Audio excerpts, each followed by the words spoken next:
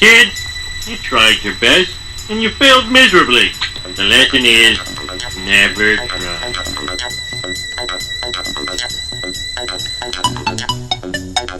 Here it is, episode 2, Life with Pop, the pop culture father-daughter podcast. I'm the Pop and Pop Chuck, and we have our ever-famous preteen pop culture queen, Callista. And we're coming at you for another week, another weekly dose, pop culture, big bucket bonanza with extra movie theater flavor on it. Thanks for tuning in again. We appreciate you coming back. What's new, Callista? Nothing. Nothing. Figured out that I get to go surfing next week. It's exciting. Never been before. Kind of scared a little bit. So we're going to play Beach Boys music in honor of you going surfing? No. So I was like, no, don't want to listen to that. Week after Father's Day, we're back to work. Our normal 9 to 5 jobs. Working 9 to 5. And what's your summer consist of right now, Callista? Watching TV, eating, and sleeping. Sit. The 3 basic things that you need to do to live. I'm kidding. My lifestyle. What? Getting on this week, we're going to start with our people news. Let's see where we're going to begin with. We're a little late on this, but it's such a great feat. We want to discuss it a little bit. And I hope I pronounce his name right, but there's a new young rookie outfielder with the Oakland A's baseball team. I don't know how to say that. You say it.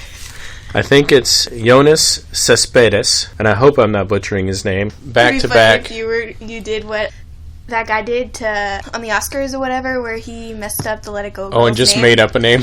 Like the totally different name. That's exactly what you just did. That was John Travolta. Yeah, from Greece. I was trying to figure out his name, but I didn't have enough time, so I'm like, I don't even know the girl's name.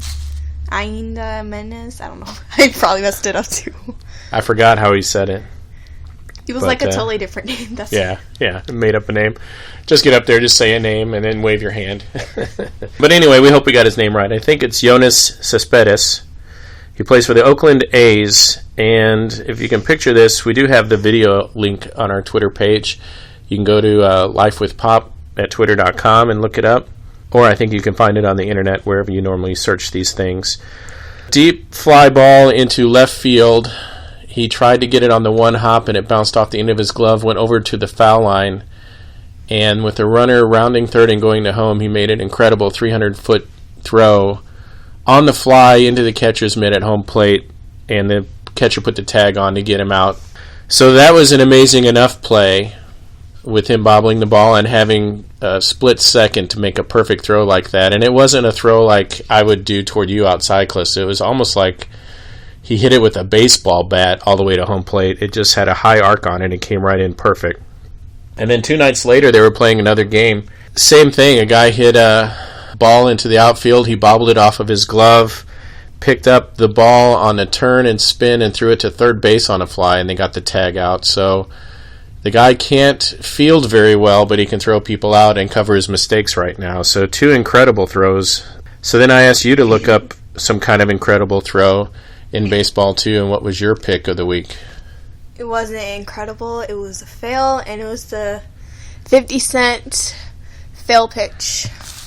And so what was 50 Cent doing? Throwing a baseball. What was the purpose behind that? It was the opening pitch of a game, right? He didn't even throw it towards the person. Well, he was throwing left-handed, so I'm not sure if he was left-handed or why he was throwing left-handed. He was trying to be all cool, like 50 Cent, for those like me who aren't aware of his popularity, he's the one that had an album out called Bulletproof, because I guess when he was younger he got shot like 4 or 5 times and survived all the bullets and still alive.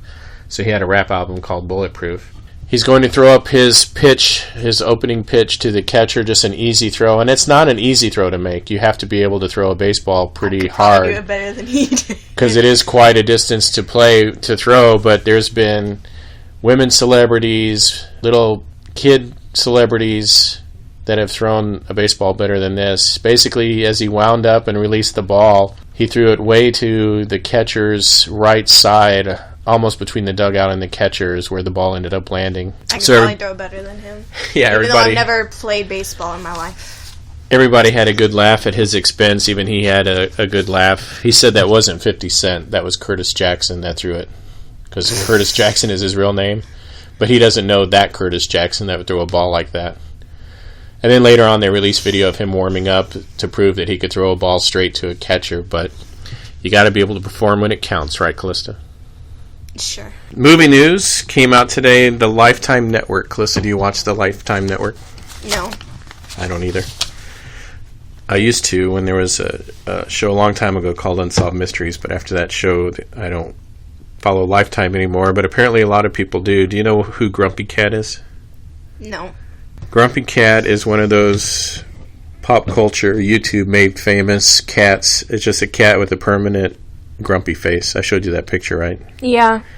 And we can post that picture on Twitter, too, for people who don't know who Grumpy Cat is. But Grumpy Cat's and his owners keep trying to do public appearances at, like, grocery stores and record stores and different places just to essentially just make money off of it. So Lifetime this week, the Lifetime channel, announced a movie titled Grumpy Cat's Worst Christmas Ever. What do you know about this movie, Callista? Apparently it's the worst movie ever. Worst Christmas ever? I mean, it's described by the filmmakers as a little like Home Alone and a little like Die Hard rolled in together. Don't remember any of this.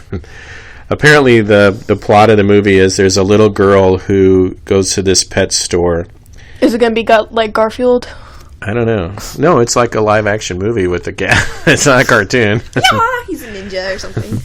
But apparently this little girl goes to the pet store and she's the only one that can hear what the cat is thinking. They have some kind of vibe together because no one wants to bring the cat home because he's grumpy.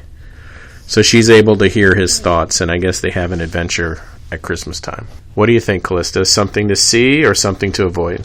Avoid. So, Callista, you mentioned you were watching a lot of TV this summer. So what is it that you're watching now? What do you turn on from the beginning of the day to the end of the day and tune out to?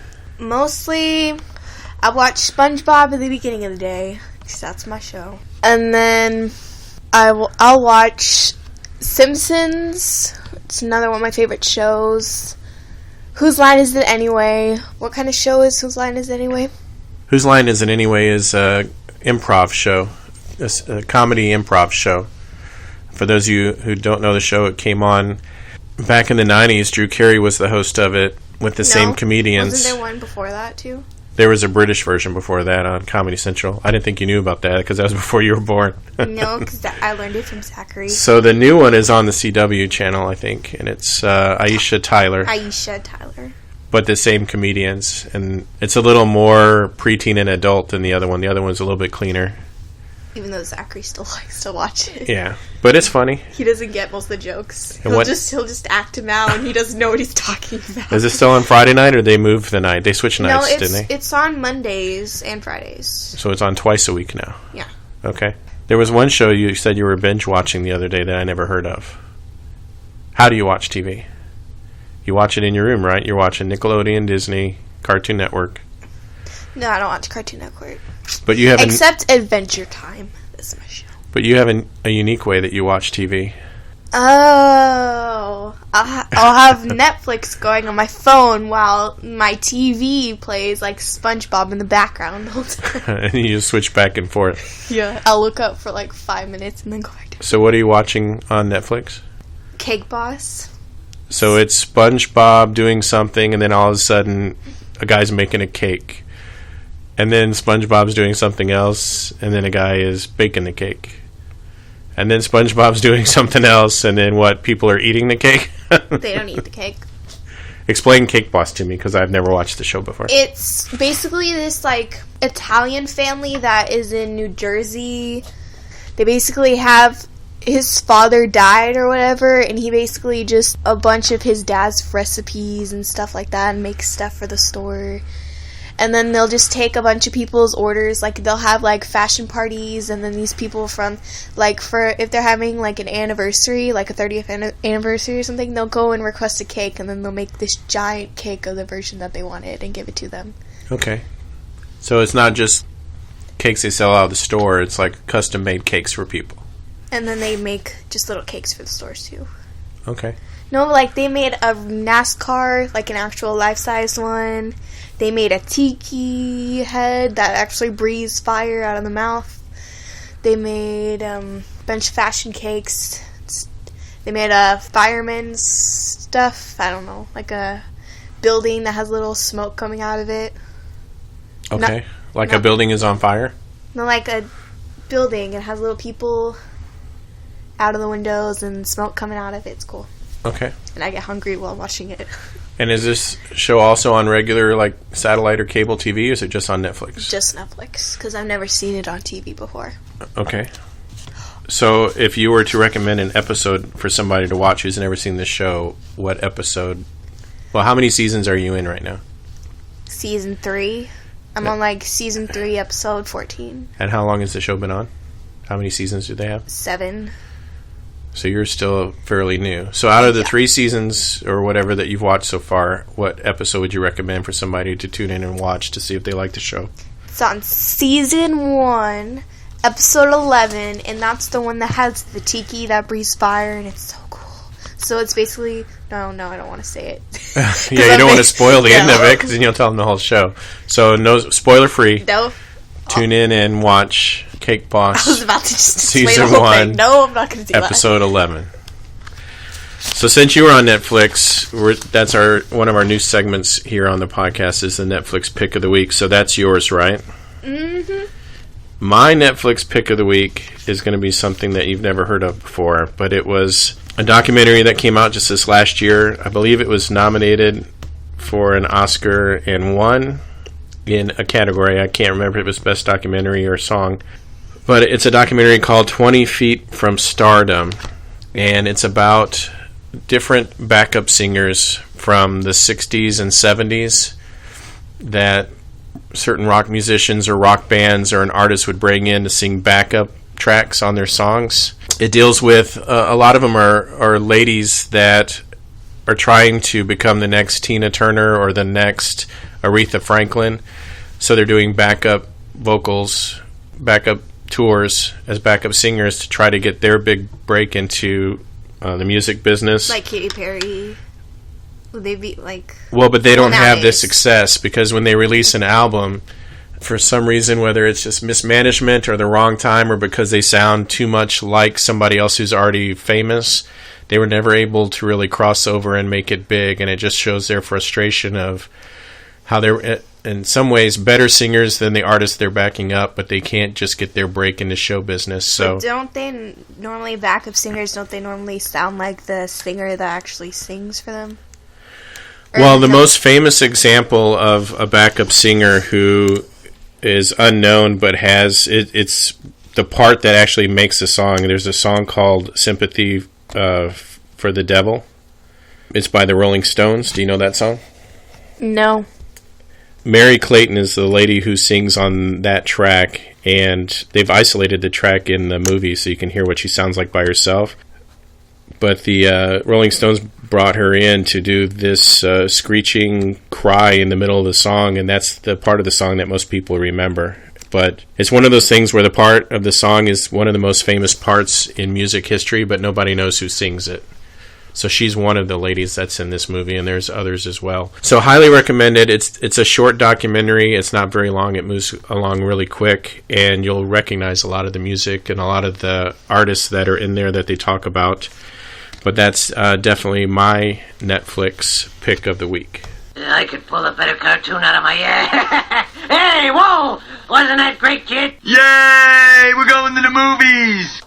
The next segment, we're talking about the rest of the remaining summer movies that are coming out. Movie blockbusters. Movies! Next up, we're going to the movies. Cliss and I both looked at trailers of movies that are coming out within the next, between now and August. Some are big blockbuster movies that are going to be garnering your attention. The first of which is a part 3 of a trilogy that is about to come out, and that is The Expendables 3. Calista, do you know anything about Expendables 3? Nope. Have you seen Expendables 1 or 2? Nope. Do you know where the song came from? Nope. Well, you're going to learn a lot then in the course of this 2-minute trailer. Great to place to be. And that's the opening of the trailer for Expendables 3, the final trailer before the movie releases here into the theater shortly. Those of you who are fans of this movie know that it is written, directed, and starring Sylvester Stallone and his pals Jason Statham from the Transporter movies, Jet Li. Harrison Ford. Harrison Ford is making an appearance in there. Antonio Banderas, also known as Puss in Boots, is going to be in the movie.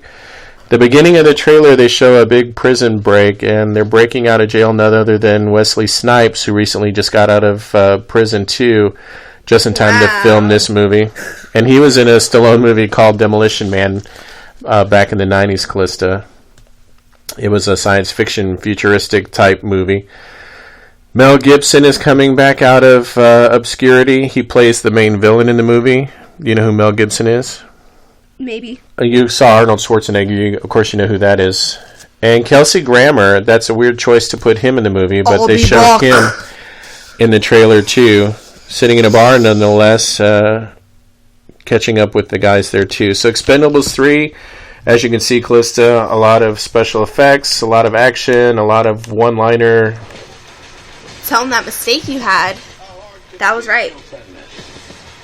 The song. Oh, the song at the beginning of the trailer that you guys heard on here came from a very popular war movie that came out in the 50s, Callista, called Bridge Over the River Kwai. And that whistle song actually won the Academy Award for Best Motion Picture Song that year. The trailer promises that this is the last of the three. We could only pray for so much because they've announced that there might be an Expendables 4, even though this is supposed to be the last one. And the reason why they're saying they might make another one is because none other than James Bond, Pierce Brosnan, says if they do a fourth one, he'll sign up and be in the movie. It's probably the only reason they want to make another one. Big controversy with this movie was that Bruce Willis wanted more money than Stallone felt that it was worth to pay him for 4 days worth of work. So they fired him from the movie and brought in Harrison Ford as his replacement. So Harrison Ford was gladly taking a little less Bruce Willis money in order to make a 4-day shoot wherever they were filming in the movie. So it must be nice to be a celebrity. Also coming up soon, I think this one's in June 27th. The greatest advance in modern physics since the splitting of the atom. It's part 4 of a trilogy. Molecularly unstable. Known as the Transformers. There you can hear the It's what they're made of. Transformers coming. It's a Paramount picture coming out. All the way. And they decided to go with a new lead character. Do you recognize who that is, Callista? You can't keep spending money on junk. I don't think we should chuck it off. I think we just found a Not transformer. really. Mark Wahlberg, Marky Mark, who's before your time too. Mark Wahlberg is taking over the franchise now, and what he hopes is going to be a new trilogy of these movies. Yeah, that's Mark Wahlberg. Oh, That's well, what we're I don't know talking his name, but I know what he looks like. about. Yeah. After all we have done, The voices of the robots are the same. A lot of the human characters are all new. I fear we are all targets. But to me, watching the trailer, it looks more of the same. Mark Wahlberg promises that there's a lot of action in this movie, and this is going to revolutionize the series. I don't know if Michael Bay is the director to get the quintultimate Mark Wahlberg performance in a movie. Mark Wahlberg is one of those actors, Calista, that if they put him in the right movie, I think he has one acting style and it'll work really well. But if he has the wrong director and the wrong script, he plays kind of the same nuance or tone in the movie, and they don't tend to be as good. He's coming off of Pain and Gain and hopes to make a blockbuster summer out of this movie. I don't know too many people personally who are looking forward to this movie, just because there's already been 3 prior ones, so we'll have to wait and see how well this opens. So Calista, is this a movie that you plan on buying a ticket and seeing with your friends in the theater? Nope. Do you plan on watching this if it comes out on Netflix or DVD? Nope. Have you seen any of the other Transformer movies? I've seen them, but I don't remember them, and they look better than this one, probably. So you'll just pretend that you Pass. saw this one and pass. So it's a pass for Calista. For me, it's a wait and see, or possibly just a Netflix. Probably would only see this movie if one of my sons really wanted to go. I'll end up being forced to see it. Number 3. Third up on our list of summer coming attractions, Teenage Mutant Ninja Turtles. This would be the fifth movie. No, third. No, there was a cartoon in between the first 3. This is actually the 5th Teenage Mutant Ninja Turtles movie. Well, Iron Man is number 3rd. Ninja Turtles 1, Ninja Turtles 2, Ninja Turtles 3, then it was TMNT, and now finally this version, which an 8-year-old named Zachary is dying to see this movie this summer. It looks like a different take. They don't really give away too much in the trailer as to what to expect, except the turtles are taller, and you get to actually see one take his mask off and see full face, and they have noses, which they didn't have in the other cartoons and movies. And Megan Fox has jumped ship from Transformers. She's learned her lesson. She hasn't really done anything since she left Transformers, so she's also, like Mark Wahlberg, looking for a new franchise that can fill her pocketbooks right now and keep her lifestyle going. So she's actually playing April in the new Ninja Turtle movie. What do you think of that, Callista? I don't want to see it. I don't like the cartoons. I don't watch them. I don't really want to watch it. So that's a pass also? Mm-hmm. Okay. For me, that's a pass too, unless my 8-year-old drags me in and then we're going to a matinee somewhere. Make Mom watch it. So I have no interest in that. I think a lot of the Ninja Turtle fans from when the Ninja Turtles were popular are already frowning on this version because it's not their Ninja Turtles. Just like some of the Batman movies for me were not my Batman. I think a lot of fans have that same attitude too. We'll wait and see on this one too. This could make a decent amount of money or it could be a total flop. So we'll have to wait and see on the Ninja Turtles as well. Ooka, ooka, chaka, ooka, ooka, ooka, chaka. No. Those of you who have seen all the trailers this summer, the 4th movie, Guardians of the Galaxy, they've been promising for a long time now, coming out on August 1st. I was only a kid. And starring Chris Pratt from the Lego movie voiceover. I had no idea. Emmett from the Lego And movie. also Vin Diesel is voicing a character in this movie, and Bradley Cooper is voicing Rocket, the raccoon in this movie. Raccoon. You said it funny. Raccoon. I was trying to remember what he was until he came up in the trailer here. Guardians of the Galaxy, lesser known Marvel characters that I'm surprised are getting a feature film, especially as prominent a placing it is in the summertime. I feel like this movie should be coming out in June or July and not to August. I think they've kind of pushed it back a little late in the summer, but maybe that was to avoid conflicting with Ninja Turtles and Transformers.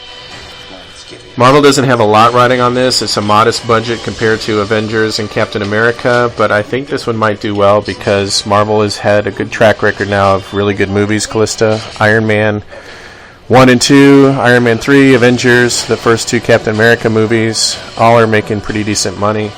So if this movie is well written and put together the way Marvel has done the other movies, I think this one is probably going to be making more money than the other trailers that we've seen so far for the summer. What do you think, Callista?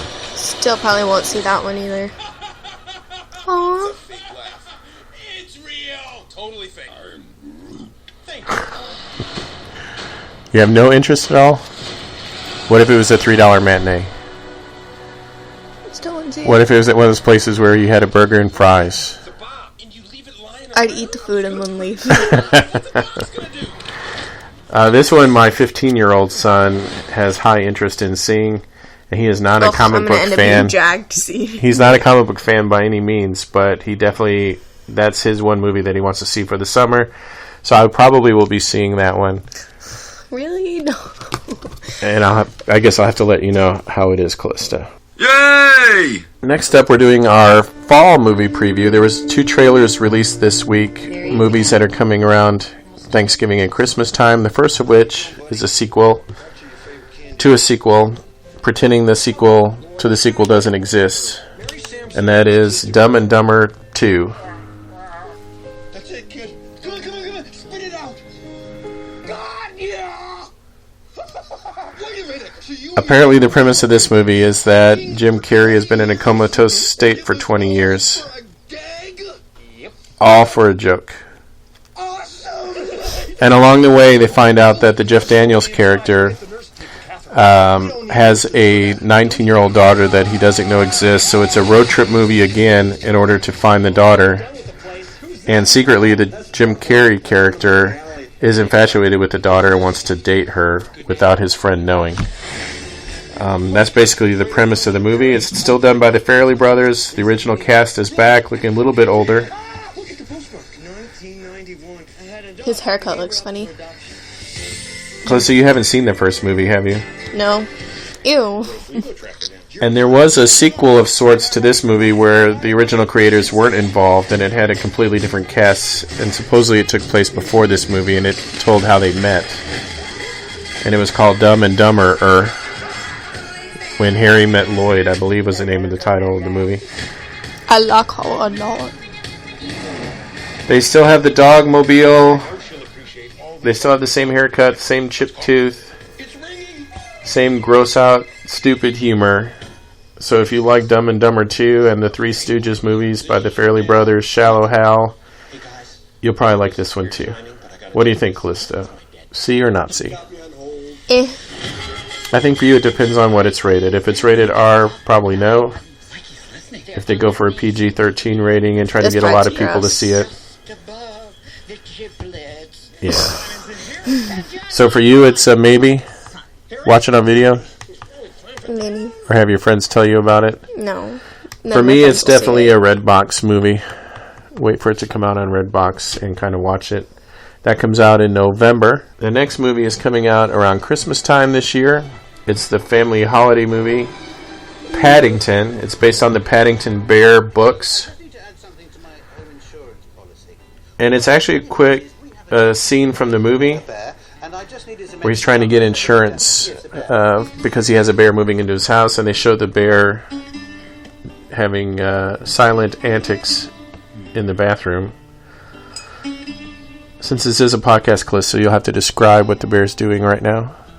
Putting toothbrushes in his ears. It's a his and her bathroom. Ouch. That'd probably hurt. Mind you, I haven't seen him in the mornings. So this is definitely a family movie with a cute animated No. bear placed in a live action movie a la Scooby-Doo 1 and 2. He just put the toothbrush with all the earwax in his mouth. Now he's drinking whatever that is. What is that? Mouthwash. Mouthwash.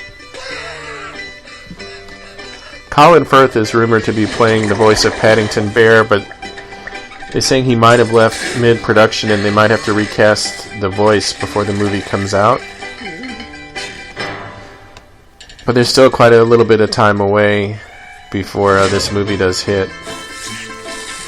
So basically, the bear is wrecking the plumbing in the bathroom right now while the guy is still trying to get his home covered with insurance. And now describe what happens, Callisto. Flooded the bathroom and all this water. He's in a tub. He's in a tub and he's surfing down the stairs, toboggan style. And he ends up in the dining room where they're having dinner. So cute. I never read the Paddington Bear books. Have you, Callisto? No. It's definitely a British character, and Trying it's to a go up British the little series. escalator. Why does he have a dog? Because it says you have to carry your dogs through this checkpoint. So he picked up his dog. He's carrying his dog through the checkpoint as the security guards Why are did he have looking a dog? weirdly at him. Not No. sure. Didn't even have one of Depending on what's being released for family movies, this could be the family movie on Christmas Day. I wouldn't see it on Christmas Day, but I could see it. I'm not sure what competition that this movie does have, but it basically is just that scene and then a very few snippets of the rest of the movie, so I'm not sure if this is finished filming or not or being edited, but what is edited looks fairly decent. What do you think, Callisto? Paddington on Christmas Day. I wouldn't see it on Christmas Day, but I'd see it after. So it's definitely something that you want to see? Yeah. we'll see how that one does as well. So, Would you see it? I don't know. I'll take Mom to go see it with me. She'd probably like that movie. That's it. So 4 movies coming out this summer and 2 trailers that were released this week of movies that are coming out this fall. You can catch all of those on IMDb or YouTube or wherever you watch your movie trailers. Yes! Overpriced coffee. That's $37. Awesome! Everything is awesome. Oh my gosh, I love this song. And that's the opening trailer to our DVD Blu-ray pick of the week, The Lego Movie, in theaters in February and just released this week for home entertainment. Calista, your thoughts on this movie? It's good. I like it. Here's the synopsis of the movie. The plot is basically about an ordinary Lego construction worker. His name is Emmett, and he is misunderstood to be a prophesized special Lego builder in the movie. And he's recruited to join Wild Style. You're so wrong on that one. On a quest to stop this evil tyrant from gluing all the Lego population into one eternal pose for the rest of their lives. And throughout the movie, he goes to different Lego lands. Do you remember which ones we went to? We went through just the modern city. That medieval castle one or whatever. The Wild West. Batman makes an appearance. The castle thing. Different Lego characters make appearances, such as Star Wars, Harry Potter, Lord of the Rings. Wonder Woman appears. Who else did you remember seeing in the movie? Millhouse. The very original first Lego person who is a spaceman makes an appearance. It's a film for all ages, adults. The little unicorn kitty thing. What was the unicorn cat's name? Unikitty, yeah. Unikitty. It's a block kitty cat with a unicorn horn in the middle of its face. We are Duplo Legos and we are to take over the world. This is in my top 3 movies for the whole year so far. It's my first one because I didn't see that many movies this year. What? There's definitely enough action, enough jokes, and enough quick-paced cutting in the movie to hold anyone's interest. We won't give away the ending of the movie, but there is a plot twist about an hour into the movie. Calista, what do you think of The Lego Movie? How many stars would you rate it on a scale of 0 to 4? I thought you were gonna do 0 to 5 because I was like, okay, 0 to 5. We'll go 0 to 5. 4. You would give it 4 out of 5, and I would give it a 4.5 out of 5. I think it's that strong of a movie. Definitely worth picking up and purchasing either on Amazon as a download, iTunes as a download, or on DVD or Blu-ray wherever those are sold near where you live. I was dragged to go see that movie. And did you like it? Yeah. Was it worth it? It was one of those movies that you weren't too sure about, and then when you went to go see it, you walk out like, oh my gosh, that was so awesome. But your mom was looking forward to see it, and she had the opposite reaction. I don't think she liked it when she left the theater. Hangover, hangover, hangover, hangover, hangover, hangover, hangover, hangover, hangover. Party's over. This is my music pick of the week. Psy Hangover. I don't really like the song that much. He's had better songs. Do you know who's in the video with him? This is my first time to see it. Psy and Snoop Dogg. Thought his name was Snoop Lion, but apparently it's Snoop Dogg now. I didn't like it that much. It's a popular video. It has almost 72 million views on YouTube. Surprised it didn't have more dislikes than it had likes. So this is Psy from Gangnam Style fame, and I like the Gangnam Style song better. It's my favorite song out of all his. It's my favorite song out of all his. Not this one. Not Gentleman. Ugh. Gangnam Style. This is more of a soundbite than a song to me. It just seems like a soundbite that's playing over and over and over again, and then a soundbite for Snoop Dogg to rap over, and then they're going to start singing Hangover again now in just a second. Not quite sure if this is just for YouTube or for download, because I haven't seen it hit the charts yet. But I don't think this will get a lot of radio play. So why is this your pick of the week for YouTube? Because I wanted to show you, and I didn't like it that much, so it was just a fail for me. So it's one of those things that's so bad with Well, Snoop it's my Dogg in opinion. It has a lot of likes. I don't know. I think it's one of those things that's so bad that you have to see it just to say that you saw it. Which is what a lot of YouTube videos are, right? I think it's more curiosity to see why Snoop Dogg is in a video with Psy. But this is the most amount of English language he's ever vocals said in his song that he's ever sung. And it's only like one word the whole time. So you can check that out. It's on YouTube. It's called Psy Hangover featuring Snoop Dogg. And like I said, has over 71, almost 72 million hits. So that is Callista's music pick of the week. My music pick of the week is actually a concept of the week. As an Amazon Prime member now on Amazon, not only do you get free shipping, free unlimited movies from their playlists, which I think rivals Netflix at times, but also they have Prime Music now, where if you are current on your Prime membership, you have access to over 1 million songs and albums from Amazon's music collection, which is actually pretty cool. It'll save you time from finding or repurchasing a lot of your old CDs and music that you listen to. It's a very convenient interface that Amazon has on their Amazon Music app.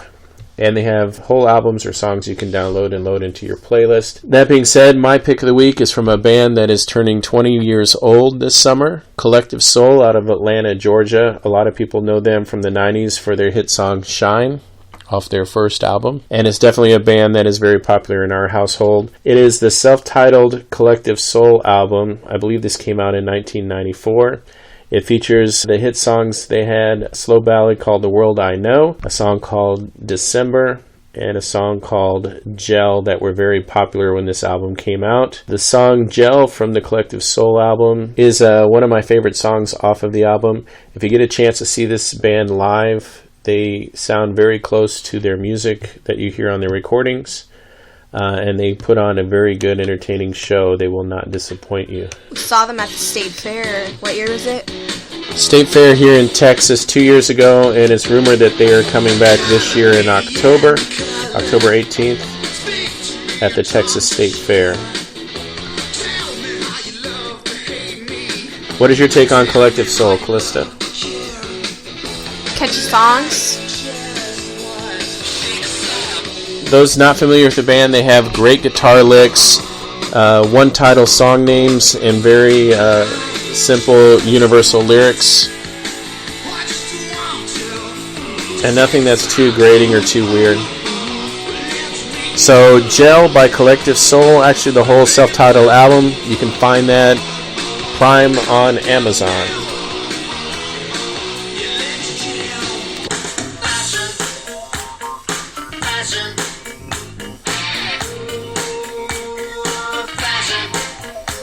So this is the fashion part. My fashion pick this week is sunglasses, but not any ordinary sunglasses. They're heart-shaped sunglasses. Heart-shaped sunglasses. Yep. I'm gonna get a pair. Is that something that's popular right now in fashion? Who's wearing heart-shaped sunglasses right now? Katy Perry, Lana Del Rey, all those people. Okay, and what's so popular about heart sunglasses? Why hearts? Why not just regular sunglasses? It just adds cuteness. I don't know. Just makes it more unique than just regular plain old sunglasses. So it's just to draw attention to yourself? What? I don't Just like a double take of people to look at you? I don't know, but I think they're cute. Okay. What are some other famous sunglasses that you can think of in pop culture? What do you think the number one is? This is probably before your time. I don't know. The number one pop culture sunglasses that I can think of. When did this movie come out? 1983, I think. Do you know who that is? No. Tom Cruise? Tom Cruise in Risky Business. It was a style of sunglasses that was popular the glasses before. I have now, yeah. But with shades. Yeah. They're the Wayfarer is what they're called. And they were popular once, and then they had gone out of popularity. And then Those are kind of popular now. Tom Cruise has worn them in this movie, and now they've been probably one of the most popular style of sunglasses over the last, what would that be, 30 years? since 1983 until now. That's an iconic scene right there, the picture I'm showing you from the Risky Business DVD cover. That was one of the funny, iconic moments in the movies. And those have been made popular in songs by Don Henley. And then everybody started wearing a variation of those kind of sunglasses. Those and look then, like the 3D sunglasses. Yeah, From kind of. one of those places we see 3D Those movies real at. 3D movies. Yeah. In the 90s, they took the Wayfarer sunglasses and they tried to make them even more popular. For a while, the neon colors were popular in the 90s. Like greens. So you would find Wayfarers where the front of the glasses were black, but the sides were like neon green or neon pink or neon yellow. And they were like just fun, cheap sunglasses that you could put on your face in the summertime and wear when you were going out to the beach. That was our fashion pick for the week. Sunglasses. Go grab a pair and hit the beach. Now it's time to bring it around town. Bring it around town. That's it, all the categories and the time that we have for this week. Stay tuned for another podcast coming soon, and just a friendly reminder out there, follow us on Twitter at LifeWithPop, and also when this does hit iTunes for the download, we hope that you will give us a 5-star recommendation. 5 stars keeps us up on the top of the list, allows other people like yourself to find us, check us out, and give us a listen. So give us a good review. Here's also a suggestion. If you'd like, leave us a review of something that you like that we haven't spoken about yet. For example, if you're a Pink Floyd fan, leave us a review from Dark Side of the Moon. If you're like me and like Raiders of the Lost Ark, leave us a short movie synopsis or review of that. Give that a 5-star rating. If you like Katy Perry's Teenage Dream CD, give us a review about that. If we like one of your reviews, we might make that a future topic here on Life with Pop. I'm Pop. I'm the pop culture queen. And we'll see you at the movies. Goodbye.